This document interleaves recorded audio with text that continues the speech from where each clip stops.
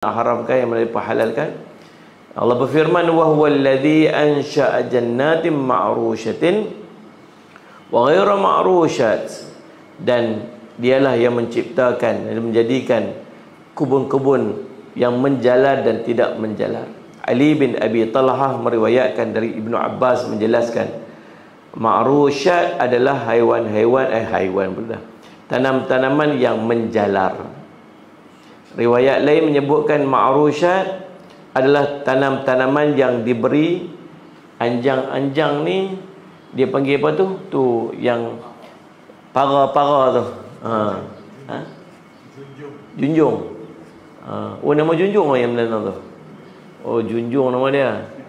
Junjung, para, kayu yang dia letak pacak-pacak tu untuk binatang lagi. Untuk tanaman-tanaman tu dia menjalar atas dia. Tu. Jadi itulah dia panggil ma'rushat. Ghairu ma'rushat adalah tanaman-tanaman yang tumbuh di dataran dan pegunungan yang tak perlukan kepada para ataupun apa tadi? Junjung ataupun kayu-kayu tadi untuk menjalar. Tu boleh faham lah tu. Kalau kita itulah tu seronok bila kita baca tafsir, kita boleh faham maksud. Bila kita baca, saya baca sendiri, nak faham sendiri payah, tak boleh nak faham. Atta Al-Khurasani meriwayatkan Ibnu Abbas, ma'rushat adalah tanaman anggur yang diberi para-para tadi ni ataupun junjung tadi ataupun kayu-kayu tadi untuk menjalar. Demikian dikatakan oleh As-Suddi. Ibnu Jurayj mengatakan mutasyabiha wa ghairu mutasyabih. Mutasyabihan wa ghairu mutasyabih, yang serupa bentuk dan warnanya dan tidak sama rasanya, terlihat sama tapi berbeza rasanya. Tu tengok Allah buat makanan kita, buah-buahan kita. Sungguh subhanallah. Waktu ni, sebab tu antara benda yang Allahumma salli ala sayyidina Muhammad disebut sebagai zikrullah ini ialah zikir qalbi. Zikrullah ni ada 3 bentuk. Kalau sebut zikir ini ingat. Zikrullah maksud ingat Allah. Zikrullah dia main pada 3 bentuk. Yang pertama dia panggil zikir qalbi. Yang kedua dia panggil zikir fa'ali. Yang ketiga dia panggil zikir sallallahu alaihi wasallam Muhammad qauli. Zikir qalbi ni ialah zikir hati. Zikir hati ni macam mana dia sallallahu alaihi wasallam Muhammad? Tengok kejadian alam, dia menambahkan keimanan dia kepada Allah. Lepas tu pergi berjalan, tengok kejadian alam, bukan untuk diri sendiri, bukan untuk seronok semata, tapi Allah suruh pergi berjalan di muka bumi ini untuk tambah keimanan kita kepada Allah. Kan? Sallallahu alaihi Muhammad. Muhammad di Alaska sana kan, tempat tu sejuk sangat. Kita ni main time-time masa sejuk ni merasa tak tahan sejuk.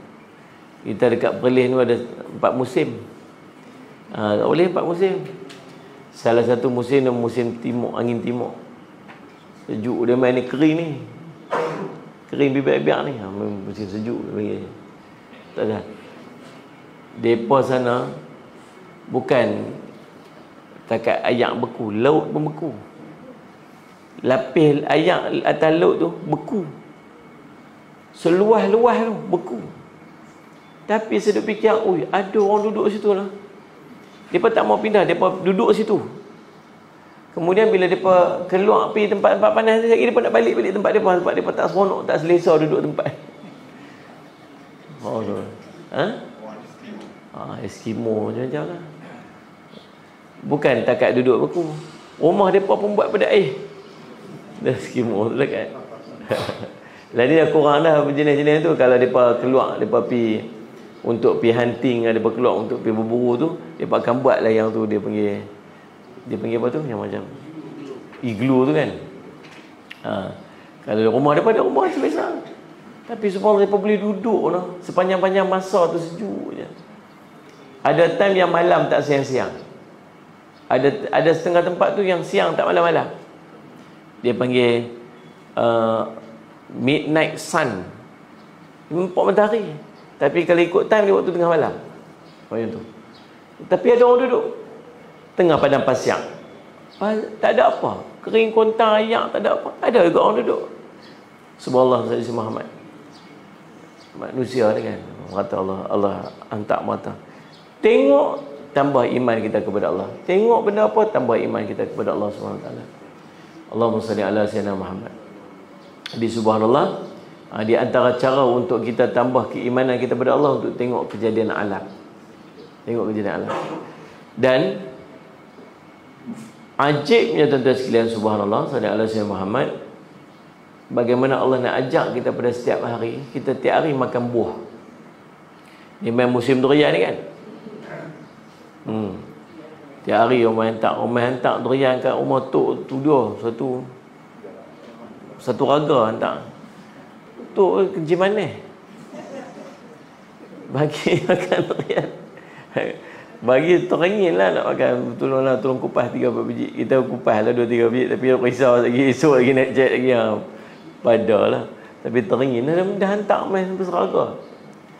Kata subhanallah Sayyidina Muhammad. Jadi Allahumma salli ala sayyidina Muhammad. Ajibnya, dia asal daripada sebiji ni. Satu dia panggil apa? Biji seulah. Biji daripada ulah tu, biji tu butir tu tanam. Kalau patutnya dia keluar tu, dia mesti rasa dia sama macam yang dia punya asal tu. Kita pun ambil tu kan, kita ambil. Sedapnya durian ni. Makan tu biji tu simpan. Tanam pasal apa? Pasal durian kita makan tu sedap sangat. Kita pun pergi jemur sikit lah, buat lagu mana kan tu. Lepas tu pergi buh lah dekat alam tu. Bila keluar nombor satu dia, rasa dia Sallallahu Alaihi Muhammad belum tentu sama dengan yang kita dalam tu. Kadang-kadang dia main tawak. Nombor satu sekali buah dia lain. Buah yang keluar tu, dia patutnya keluar sama, mesti sama dengan buah biji yang kita tanam tu. Lepas tu dia keluar buah Sallallahu Muhammad, jenis dia mungkin sama. Kalau Melayu lah. Maksud dia, kalau durian duri hitam lah. Kalau IOI apa? IOI ke? WD-40 ke? Itu minyak udang merah ke? Dia keluar, tu tak boleh jenis dia sama lebih kurang lah. Tapi subhanallah, setiap buah dia tu beza-beza. Yang ni besar, yang ni kecil. Nampak je macam sama, tapi tak sama. Dia tak akan sama punya. Dia tak akan sama sepiji sama sepiji. Tak lari pun jumlah duri pun sama, tak sama. Dia tak akan sama. Padahal dia daripada benih yang sama. Lepas tu pula, buah ni dengan buah ni beza pula rasa dia. Buah ni. Bukan takat buah rasa. Kita kopek buah tu, satu ulas dengan ulas beza sebelah-sebelah pun buah rasa lain. Ya Allah. Pernah terfikir dah? Kan pemakan ikut dah tak rasa apa dah. tak ada nak fikir dah Ustaz. Bismillahirrahmanirrahim. Lagu tu je. Okey, selamat. Tak nak fikir dah kita ni. Tu nak hamak kata kebesaran Allah. Betapa hebatnya penciptaan Allah. Allah bagi kat kita. Lepas tu dia main pokok besar gitu. Padahal main rambutan sok ni dia punya ni, benih kita tanam sok ni. Tapi buka ingat biji umur taman, datang mana pokok tu dia ada ke? Tak mana pokok yang besar buka, tak ada pun Nabi. Tu. Hebatnya kekuasaan Allah. Dan Allah boleh bagi hidup, Allah bagi hidup. Kita tanam dua belah ni, kita tanam belah ni, kita tanam. Yang ni hidup besar, ini hidup kecil. Yang ni hidup, yang ni tak hidup. Tidak lah. Padahal tanam sama aja. Padahal ambil benih sama aja. Waktu pergi beli pokok benih sama kelapa sawit tu. Pilih sama aja. Oh, pokok besar ni. Benihnya saya cuma ambil berapa dua kaki punya benih. Pitak susun. Semua beli harga sama aja. Pergi tanam. Yang ni besar, ini kecil. Subhanallah. Yang ni hidup, yang ni mati. Apa Allah nak abad kata? Kita tak ada kuasa apa sebenarnya. Allah nak bagi mati semua boleh. Dia ada satu tempat dekat Allahumma salli ala sayyidina Muhammad. dekat Yaman tu sampai hari ni. Allahumma salli ala Muhammad. Dia panggil Ardhu Jannatain, tanah dua kebun. Kisah dia, mereka tak mau bayar zakat dululah. Allah bakar kebun mereka tu. Allah bakar kebun mereka tu. Sampai hari ni boleh tengok kesan bakar tu. Bukan takat pokok, tanah sampai dikeras hitam berketul-ketul. Macam orang apa? Macam orang bajak tanah tu. Tapi bajak jenis bajak besar, bukan jenis bajak kecil-kecil ni. Jadi ketul-ketul keras gitu. 4 segi elok je tengah-tengah tu. Kita boleh pergi tengok sampai hari ni. Ini cerita zaman Allahumma salli ala Muhammad yang dia kata, yang kita baca dalam surah Al-Kahfi. Yang dia mengelak, ada satu kisah dalam surah Al-Kahfi lebih kurang lagu tu. Mengelak pada bayar, tak mau bayar zakat, Allah bakar dia subhanallah sampai hari ni boleh tengok kesan dia. Allah nampak 4 segi lah. Dan Allah cerita kisah ni dalam Al-Quran. Sebab tu saya pergi tengok sendiri. Subhanallah. Jadi bila kita tengok kejadian alam, Allah kata apa? Allahumma salli ala Muhammad wa mutasyabihan wa ghairu mutasyabih, yang serupa bentuk dan warnanya tapi tidak sama rasanya, terlihat sama tapi berbeza rasanya. Tu hebatnya penciptaan Allah SWT. Muhammad bin Ka'ab mengatakan, kulu min thamarihi idza asmara, makanlah daripada buahnya yang bermacam-macam itu apabila dia berbuah. Anggur, kurma ke, anggur ke, makan. Jangan duduk buat yang ni tak boleh makan, yang ni haram makan, yang ni halal makan. Yang mana Allah haramkan, yang tu kita haramkan. Yang mana Allah halalkan, yang tu kita makan. Dia tak boleh makan, janganlah duk cerita Salih Alaihi Wasallam mengharamkan benda yang dia tak boleh makan kepada orang lain. Kata, makanlah kambing. Nabi SAW suka makan kambing. Nabi suka makan betih. Betih kambing tu. Pasal apa Nabi suka makan tang tu? Yang pertamanya, jenis banyak, tak banyak isi. Nabi tak suka jenis tempat banyak-banyak isi sangat. Yang keduanya, dia cepat masak. Nanti bila masak, dia cepat masak tang tu. Tang tu Nabi SAW suka makan. Sayyid Muhammad. Tak boleh lah ustaz, kambing ni satgi dia hangat lah, satgi dia sakit kepala lah, satgi dia darah tinggi lah, macam-macam. Mana? Dia pi bubuh atas kambing tu, padahal dia yang penyakit. Orang lain makan tak ada apa pun. Orang lain makan relax je. Segok kambing dia makan. Kena orang Arab tu. Segok kambing dia makan. Sorang-sorang dia je. Subhanallah. Relax tak ada apa. Dia makan jadi pening. Janganlah salahkan kambing tu. Dia tu yang salah penyakit. Sama macam daging korban. Daging korban ni daging berkat kan. Sebab tu Nabi SAW suruh ambil sikit bahagian kita. Bila kita buat korban, ada 3 bahagian. Ingat, buat korban ada 3 bahagian. Satu bahagian korban, kalau sekok lembu ada 7 bahagian ataupun 7 tumpuk. Kalau sekok kambing, dia sekok ada 1 tumpuk aja. Ni saya nak pesan jugalah untuk sahabat-sahabat yang tengok melalui Facebook ni, tengok kot TikTok ni. Kalau boleh tak salah, duk pi time ni lah, dia nak pi buat akikah pula. Time korban lah nak buat akikah. Akikah buatlah waktu-waktu mana-mana yang lain. Dia tak terikat, melainkan dia dapat anak waktu ni. Sebab akikah sunat buat hari 7, hari 14, hari 21. Kalau tak sempat buat hari 7, buat hari 14. Tak sempat buat hari 14, buat hari ke-21. Bahkan berlanjutan sampai dia balik. Lepas dia balik, dia boleh buat sendiri akikah dia, kalau dia tak buat lagi. Ada makcik-makcik tak buat akikah lagi? Tak tahulah kot. Mana tahu. Waktu kita mak ayah kita dulu, dia tak ada nak buat. Dia tak tahu mak ayah kita dulu, dia tak tahu apa-apa. Boleh buat sendiri boleh. Tapi tak salah dia pergi bergabung time orang nak buat korban. Akikah dengan korban ni 2 ibadat berbeza. Akikah tujuan dia ialah untuk meraihkan, Allahumma salli ala Muhammad, meraihkan ataupun menunjukkan kegembiraan dan kesyukuran kita dapat anak. Satu. Yang keduanya, akikah dibuat, Allahumma salli ala Muhammad, dia tak terikat dengan mana-mana waktu, dia boleh buat pada bila-bila masa. Sedangkan korban dia hanya terikat kepada hari raya dan 3 hari tasyrik sahaja. 4 hari dalam tempoh setahun. Yang ketiga, korban. Cara dia ialah sallallahu alaihi Muhammad diagihkan daging-daging yang mentah korban. Sedangkan akikah diagihkan dalam bentuk masakan dan siap masak baru agih pada orang. Beza. Jadi subhanallah Muhammad, dengan perbezaan ni janganlah duk buat sekali, jadi masalah. 3 hari tasyrik dengan hari raya tu, 4 hari dalam setahun tu, daging ni sangat banyak dah. Banyak dah. Sebab kita dah buat korban, orang pekat-pekat buat korban, maka daging banyak dah. Dan orang tak berapa nak appreciate sangat dah daging yang kita dapat. Kalau kita buat akikah tu. Tapi kalau kita buat akikah pada hari yang tepat, hari waktu dia, orang hargai dia, orang pergi makan dan sebagainya. Sayyid Muhammad, orang ni pasal apa ni buat daging, buat akikah, oh ni dapat cucu ni, oh alhamdulillah, mai jemput makan ni, aku buat akikah. Jadi kita buat pada hari waktu korban, orang pun duk datang, faham maksud dia, sebab dia lari tujuan.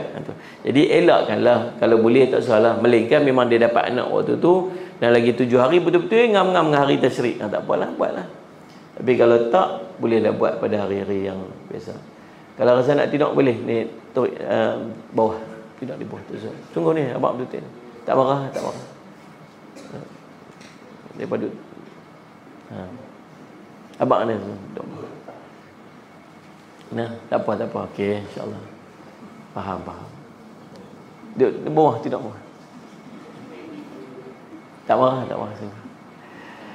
Baik, Allah Subhanahu. Jadi subhanallah Sayyid Muhammad, faham.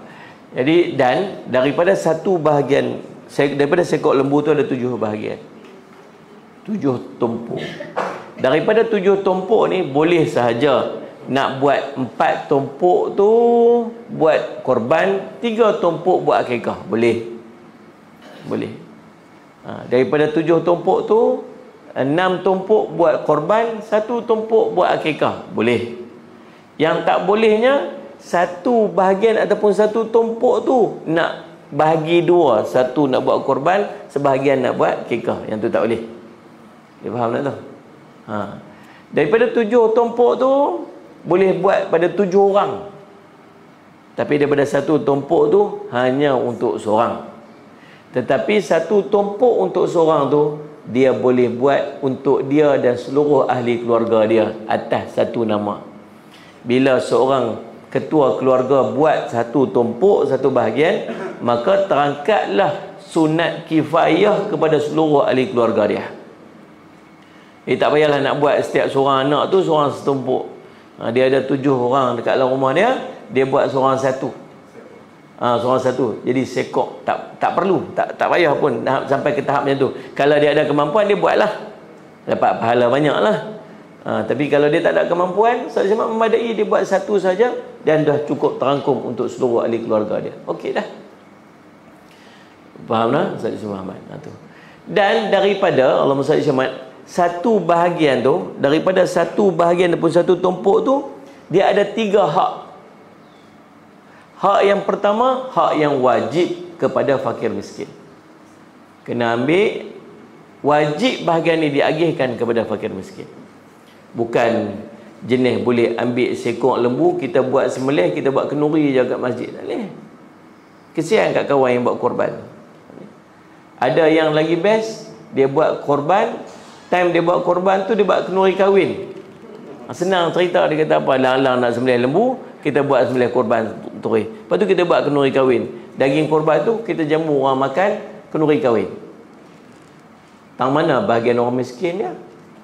Tang mana bahagian hadiah ni? Biar hadiah belakang lah maksudnya. Kemudian Allahumma salli ala Muhammad, cuma dia tak menepati daripada kehendak ibadat korban tu sendirilah. Ibadat korban itu, daging tu kita akan bagi kepada fakir miskin. Kenalah dekat kampung kita ni punya ramai orang tu, ada orang miskin seorang dia ada. Dalam kampung kita ni semua orang kaya belakang, seorang je orang miskin. Maka pakat-pakat buat korban, pergi bagi daging ku ke orang miskin tu. Jenuh kawan tu. Dah sungguh. Pergi bagi dia punya daging punya banyak lah, subhanallah. esok tu apa dia buat? Dia buka gerai kedai depan tu, dia pun meja, pacak bumbung, dia tu daging untuk dijual. Bawah harga pasaran. Kalau daging harga sekilo apa? RM40 tu. Boleh tahan tu. Sekilo RM40, dia hanya jual sekilo RM10 je. Siapa nak beli, mai beli. Kita lalu berangin je kat dia. Orang bagi daging kat dia, dia pergi jual pula. Biar pilih kat dia nak jual. Tu hak dia. Nampak? Dia nak jual daging ke, dia nak makan ke, dia nak mandi daging tu ke, dia buat apa ke, ikut suka dia lah. Dia nak bagi ke orang ke, hak dia. Cuma ni time dia dalam tempoh 4 hari dalam setahun ni, time untuk kita raikan orang miskin untuk dia dapat bahagian-bahagian kita. Betul tak? Tu bahagian pertama dia bahagian orang miskin. Tu wajib kita kena bagi dia tu. Sebab tu kita punya buat kat sini, saya dah bagi tahu dah. Tang mana tempat ambil tu, mesti pastikan daripada mesti ada skelo tu untuk orang miskin. Kalau kita potong-potong daging tu, katalah setumpuk tu dapat 4 kilo contohlah. Kilo, bagian sekilo tu mesti kena bagi ke orang miskin, letak siap-siap, letak satu beg. Pergi edak cari orang miskin bagi. Kalau tak ada orang miskin sangat, satu orang tu yang pekat-pekat bagilah kat seorang tu. Tapi kalau ada ramai, bagi. Pastikan ada bahagian orang miskin. Yang tu saya nak, kalau tidak saya tak bagi. Saya cakap dah, beritahu dah dekat Sazali apa, pastikan tu. Memang ada, tiap-tiap kali kita bagi pun dia pun ada senarai orang miskin lepas tu. Okey lah, alhamdulillah. Selesai tanggungjawab kita lah. Yang kedua dia panggil bahagian hadiah. Bahagian hadiah ni lah yang kalau bagi orang miskin dia tak boleh keluar pada karya dia. Kalau buat tang tu orang miskin tang tu, dia tak boleh ambil bagi ni orang miskin kat orang lain, tak boleh. Dia hak orang miskin orang kat situ aja. Dalam karya tu. Habis yang buat keluar balik tu yang apa yang dia ni orang al-ustaz mai buat korban kat sini. Lepas tu dia ambil buat balik tu. Dia nak bagi dekat Pak Long dengan miskin yang duduk al-ustaz tu, boleh tak boleh tu? Kalau dia bagi bahagian orang miskin tak boleh. Tapi dia bagi bahagian hadiah dia boleh. Dia ambil bahagian hadiah dia, kemudian dia jadi hak dia lah. Yang hak dia tu dia bagi kat orang tu. Tak kira lah miskin ke kaya ke. Yang tu okey. Faham tak? Faham. Yang nombor 3 pada yang ni lah yang punya yang orang buat kenduri ni. Yang bahagian hadiah ni lah yang buat kenduri, yang ada kawan tukang lapar, ada kawan tukang siang, ada kawan mau buka bagai begitu. Yang tu lah ni bahagian ni lah yang tu bagi kat depa tu. Dia tak kira miskin, tak kira kaya tu. Yang ketiganya ialah bahagian hak kita sendiri, ambil buat balik sikit. Nabi biasa ambil buat balik ni, dia ambil bahagian-bahagian dalam yang orang tak mau. Yang ambil yang tu. Nabi akan ambil yang tu. Sallallahu alaihi Muhammad. Yang orang tak mau, Nabi ambil yang tu. Kita pilih siap dah bagaimana kita nak ambil. Yang kita ambil mesti Pak Mahamnya. Yang apa ni, bahagian harimau teriak. Mana? Bahagian ekor. Dia siap sembunyi ekor bawah tikar. Tarik tak bawah. Batang pinang, bahagian dia tak power punya tempat tu ambil kat dia. Sedangkan Nabi suruh ambil bahagian kita ni, bahagian yang orang tak apa nak mau, bahagian yang istimewa, yang hebat-hebat, bagi kat orang. Sahabat-sahabat kita orang Bangladesh, dia pergi cari lembu. Dia bukan cari lembu yang kecil-kecil, dia pergi cari yang paling besar. Kita nak ambil yang ni. Kawan kita duduk meniaga lembu tu, kita dia mai, dia kata, tunjuk kami daging lembu yang paling besar sekali. Dia besar. Dia ikhtiar nak buat yang paling mahal sekali. Ni memang patut lagu tu. Kita pergi cari yang paling kurus sekali. Kalau boleh ada daging sikit-sikit pun cukup lah, dia kata. Janji kita buat korban lah tahun ni. Tu perangai kita memang lagu tu. Tapi sungguh nak buat bagi sungguh-sungguh. Buat bagi elok. Dia takut. Allahumma salli ala Muhammad. Dia takut satgi bila dia buat tu satgi dia tak ada duit, dia habis. Dia takut begitu masalah. Jadi Allahumma salli ala Muhammad. Yang pada bahagian ni lah ambil sikit. Tu bahagian ambil sikit tu untuk apa? Nak bagi dapat berkat. Sebab daging tu berkat. Ambil. Bila berkat, dia tak akan jadi penyakit. Bila berkat, dia tak patut jadi rosak berkat. Faham tak ni? Tapi pasal apa dia makan daging? Dia makan daging korban. Jangan duk makan banyak-banyak daging sangat. Jangan duk makan daging tu daging. Lagi tu darah tinggi. Tu penyakit macam-macam tu. Jangan makan daging. Bukan masalah daging tu, masalah dia. Jangan duk kata daging tu bawa penyakit. Sebab daging tu daging berkat, daging tu daging korban. Yang penyakit tu dia. So, jangan duk letak salah pada orang bila salah tu ada kat kita. Panjang nak cerita tu, nak cerita tentang tu ya. Nak cerita ada lagi berkat tu dia main. Dia bagi katlah ilmu kan. Allahumma salli ala Muhammad. Ni berkat duk kalut nak buat ni. Buat akikah pesan tak salah. Kalau boleh elakkan. Time ni jangan duk buat akikah. Time ni buat korban. Kalau rasa yang mana lebih utama dia, salli ala Muhammad. Dia hanya mampu untuk satu bahagian saja, sedangkan dia ada anak yang belum buat akikah. Buat akikah tapi buat hari lain. Kalau dia ada kemampuan untuk buat dua-dua sekali, itu lebih afdal, lebih utama. Akikah seumur hidup sekali je. Korban tiap-tiap tahun sekali. Setahun sekali kalau mampu. Allah bagi nikmat kita banyak, buatlah setahun sekali buat korban. Jangan kalau boleh tiap-tiap tahun mau buat korban. Tiap-tiap tahun buat korban. Jangan risaulah, Allah bagilah, Allah ganti balik, jangan risau. Buat korban. Azam setiap tahun mesti nak buat satu korban. Azam setiap tahun nak buat korban. Kalau rasa buat korban, afdal tak mana? Afdal buat tempat kita. Tempat kita sendiri, afdal buat tentu. Kaedah dari mana? Kita ambil manfaat daripada tempat tu, kita bagi balik manfaat pada tempat kita duduk. Kita makan buah dia, kita kerja cari rezeki tempat tu, kita bagi balik tempat tu. Tempat kita ni dah ada orang buat. Boleh pi. Next. Tengok tempat orang lain pula. Sampai ke tahap dah dalam negara kita. Bila dalam negara kita tengoklah negara lain pula ada orang miskin, ada teruk. Orang miskin kat orang luar teruk sangat. Kita duduk tengok. Baik, Allahumma salli ala sayyidina Muhammad. Firman-Nya, wa atu haqqahu yauma hasadihi, dan tunaikanlah haknya di hari memetik hasilnya, yakni dengan mengeluarkan zakatnya. Ibnu Jarir mengatakan, sebagian ulama mengatakan maksudnya ialah zakat yang diwajibkan. Menuturkan kepada kami, Abdul Samad menuturkan kepada kami, Yazid bin Dirham menuturkan kepada kami, dia kata aku mendengar Anas bin Malik mengatakan, dan tunaikanlah haknya di hari memetik hasilnya, ini zakat yang diwajibkan. Ali bin Abi Thalib meriwayatkan Ibnu Abbas, dan tunaikanlah haknya di hari memetik hasilnya, yakni zakat yang diwajibkan padanya pada hari ketika ia ditakar dan diketahui takarannya. Hal senada juga diriwayatkan oleh Sa'id bin Musayyab rahimahullahu ta'ala. Dan jadi yang dimasukkan itu ialah pada hari dapat hasil keluar zakat. Zakat kalau tanam tanaman, ada zakat tanam tanaman. Zakat binatang ternakan, ada zakat dia, ada nisab dia. Salli ala Muhammad. Mah demikianlah juga. Allahumma salli ala Muhammad. Siapa masuk TikTok, orang masuk dah putih kan? Masuk kan? Masuk. Dekat lagi. Allahumma salli ala sayyidina Muhammad. Nah, zakat. Jadi subhanallah. Tuan-tuan tengok muka surat 357. Yang ini semua tu perbincangan yang sama. Dia punya tafsiran yang sama. Zakat. Pada perenggan yang dua daripada bawah. Abdullah bin Al-Mubarak. Abdullah bin Al-Mubarak dan lainnya meriwayatkan daripada Abdul Malik bin Abi Sulaiman daripada Atta bin Abi Rabah tentang firman-Nya ini. Dia berkata, memberi siapapun yang hadir pada saat itu seikhlasnya, dan ini bukan zakat yang wajib. Ini pendapat sebagian ulama. Mujahid berkata, jika ada orang miskin mendatangimu, maka berikanlah sebahagian untuk mereka daripada hasil tanaman. Abdul Razak meriwayatkan daripada Ibnu Uyainah, daripada Ibnu Abi Najih, daripada Mujahid tentang firman-Nya ini.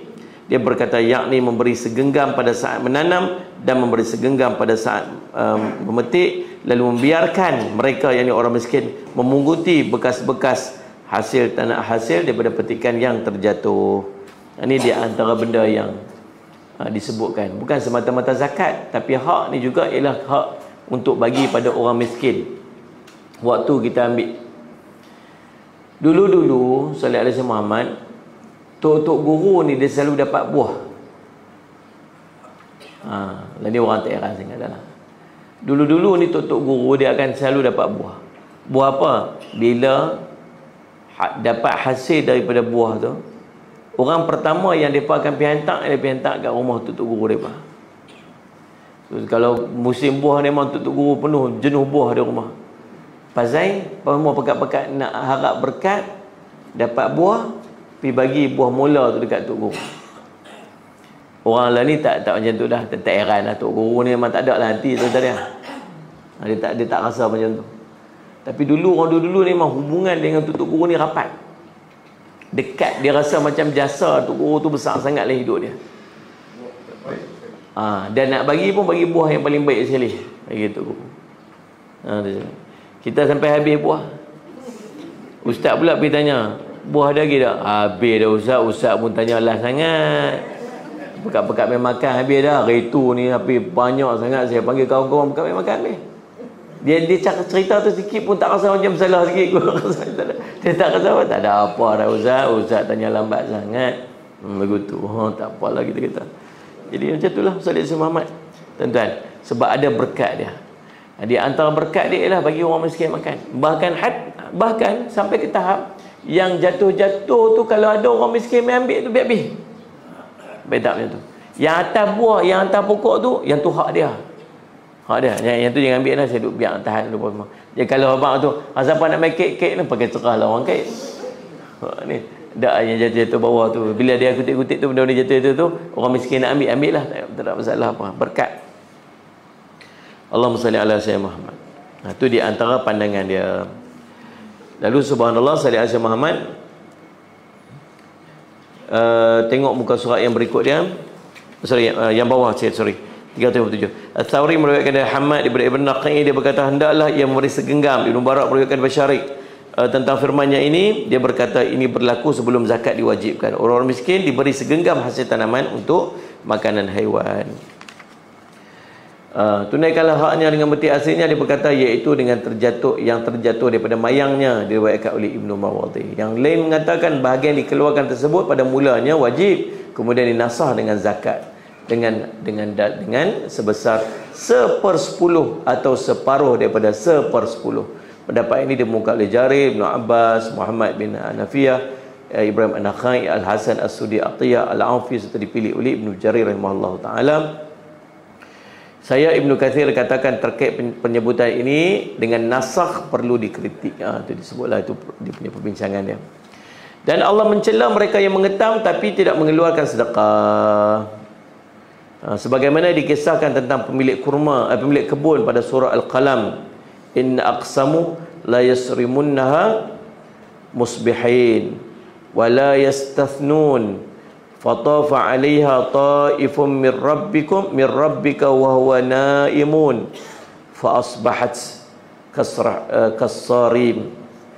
Ketika mereka bersumpah bahawa mereka sungguh-sungguh akan meti hasilnya di pagi hari, dan mereka tidak mengucapkan insya-Allah, lalu kebun itu diliputi malapetaka yang datang daripada Rabbmu ketika mereka sedang tidur, maka jadilah kebun itu hitam seperti malam yang gelap. Yang inilah yang saya cerita tadi ni, surah Al-Qalam, surah 68 ayat 17 hingga 20, iaitu seperti malam gelap gelita dan terbakar. Ini kisah. Tempat dia ada lagi sampai hari ini di negeri Yaman.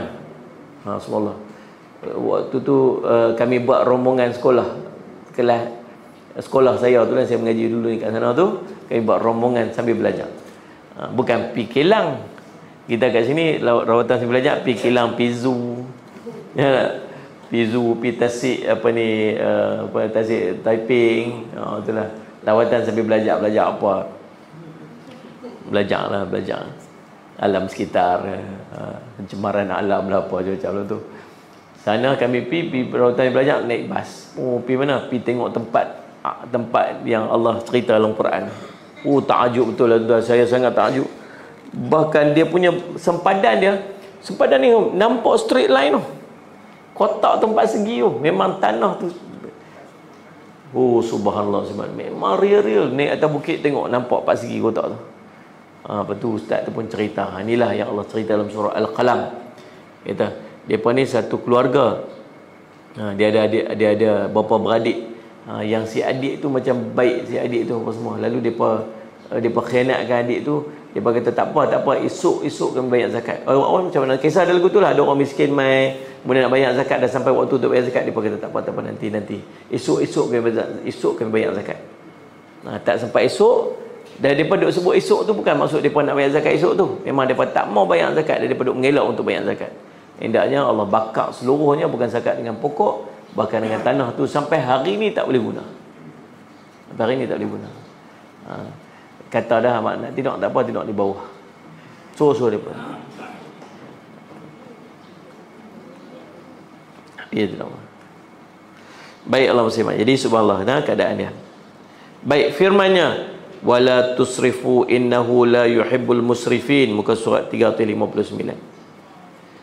Tak apa. Boleh ni. Tidak boleh. Tidak buah. Sungguh-sungguh. Tak marah. Buah. Faham. Ngaji apa ni, penat belajar. Okey.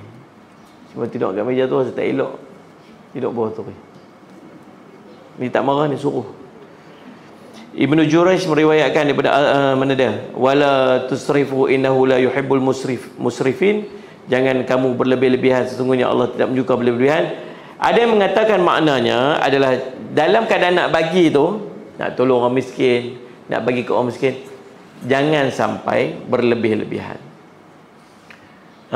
Berlebih-lebihan dalam memberi, membahagikan hasil kutipan ataupun hasil tuaian lebih daripada batas kewajaran. Dia main semangat dengar, bagi habis.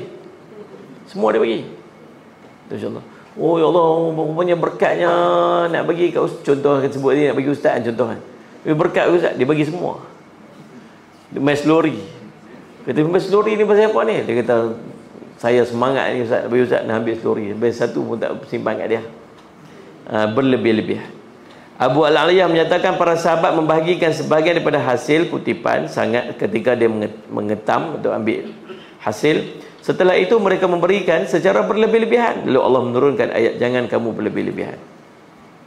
Ibnu Jurayj mengatakan ayat ini turun berkenaan dengan Thabit bin Qais Asy-Syammas yang memberikan kurma, di mana dia mengatakan hari ini tidak ada seorang pun yang datang kepadaku kecuali aku akan memberikannya. Maka dia pun memberi sehingga petang hari dan tidak menyisakan satu buah pun untuk dirinya sendiri. Habis semua dia bagi. Maka Allah pun menurunkan ayat ni. Janganlah kamu berlebih-lebihan, sesungguhnya Allah tidak menyukai orang-orang yang berlebih-lebihan. Allahumma salli ala sayyidina Muhammad. Terfaham dalam keadaan kita bagi, jangan sampai dia menyusahkan, membebankan diri kita. Apatah lagi waktu tu dia mengambil ataupun meninggalkan hak kewajipan yang patut dia buat, iaitu memberikan nafkah kepada ahli keluarga dia. Keutamaan dia tetap ahli keluarga kita. Ibnu Jurayj meriwayatkan dari Atha, berlebih-lebihan dilarang dalam segala hal. Iyas bin Muawiyah mengatakan apapun yang melampaui batas perintah Allah, maka itu disebut sebagai berlebih-lebihan. As-Sudi berkata terkait firman-Nya, jangan kamu berlebih-lebihan, artinya janganlah kamu memberikan hartamu sehingga kamu jadi miskin. Sa'id bin Al-Musayyib dan Muhammad bin Ka'ab terkait dengan firman ini, yakni janganlah kamu menahan diri untuk bersedekah lalu kamu pun derhaka kepada Tuhan kamu. Yang ni dia terbalik pula maksud dia. Ni ulama mufassirin macam ni lah. Ada yang kata apa? Bagi sedekah bagilah, tapi jangan sampai habis berlebih-lebihan. Tapi maksud berlebih-lebihan itu juga boleh jadi juga kata Allahumma salli ala sayyidina Muhammad bin Ka'ab dan Sa'id bin Al-Musayyib. Maksud dia berlebihan, jangan melampau ni. Maksud apa ni? Tahan semua sampai tak bagi langsung. Itu pun melampau juga. Itu pun berlebih-lebihan juga. Faham tak ni? Tu. Ibnu Jarir lebih memilih perkataan Atha, iaitu larangan berlebih-lebihan dalam segala hal. Ini Ibnu Jarir pilih kata apa? Dia kata yang lebih sesuai dan lebih patut ialah dia bagi, tapi jangan sampai melampau sangat. Bersederhana dalam apa ni, mutawassit dia panggil. Tidak diragukan hal ini memang benar, namun yang terlihat secara zahir daripada rangkaian di ayat di atas, wallahu alam, Allah berfirman, makalah daripada buahnya macam itu, dan bila dia berbuah tunaikanlah haknya, dia hari kamu memetik hasilnya dengan mengeluarkan zakatnya, dan jangan kamu berlebih-lebihan, sesungguhnya Allah tidak menyukai orang yang berlebih-lebihan. Rangkaian ayat ini merujuk kepada cara makan. Nampaknya begitu pula. Sebab Allah kata ayat tu sebelum apa? Sebelum ayat tu Allah kata apa? Makan. Dah dapat buah tu makan, tapi jangan kamu berlebih-lebihan. Nampak tang makan tu bukan makan tang, bukan lebih tang sedekah, tapi lebih tang makan. Mana ni? Jangan berlebih-lebihan dalam memakannya, kerana dia boleh membahayakan akal dan badan. Sebagaimana yang Allah firmankan, wa kulu washrubu wa la tusrifu innahu la yuhibbul musrifin. Makan dan minumlah dan janganlah berlebih-lebihan, sesungguhnya Allah tidak menyukai orang yang berlebih-lebihan. Durian tu elok dah, sedap pun. Janganlah sampai sehari 3 biji, sehari 3 biji, sehari 3 biji. Ni lepas tu duk gaduh, ustaz, gula saya ustaz, sampai tekan-tekan tak keluar nombor dah ustaz. Tak, makan sampai dah buat jadi macam ulam kawan tu. Faham tak ni? Saya Muhammad. Boleh makan. Saya pun makan juga. Ada time teringin makan juga. Time tak teringin tak. Sampai tiap hari duduk keduk kebun durian dah melampau nama dia. Faham tak ni? Sedap Ustaz Muhammad. Sama lah apa-apa benda pun jangan berlebih-lebihan. Dalam Sahih Bukhari disebutkan sebuah keterangan, makan minum dikenakan pakaian dan bersedekah tanpa berlebihan dan sombong, dan ini termasuk bahagian daripada pembahasan ini. Wallahu a'lam. Berikut nanti kita akan bincang lagi wa minal an'ami hammulatan wa farshan, dan di antara binatang ternak itu ada jadikan sebagai pengangkutan dan ada yang digunakan untuk disembelih. Itu ayat yang berikutnya. Sallallahu alaihi Muhammad. Ayat yang berikutnya datang tu. Dia duduk tengah-tengah tu. InsyaAllah mudah-mudahan jadi manfaat. Saya minta ampun, minta maaf salah dan silap. Aku qouli hadza wa astaghfirullah li wa lakum. Wassalamualaikum warahmatullahi wabarakatuh. Bismillahirrahmanirrahim. Alhamdulillahirabbil alamin wassalatu wassalamu ala rasulil amin sayyidina Muhammadin wa ala alihi washabihi ajma'in. Allahumma faqihna fid din wa 'allimna ta'wil waj'alna min ibadikas salihin wahdina siratal mustaqim.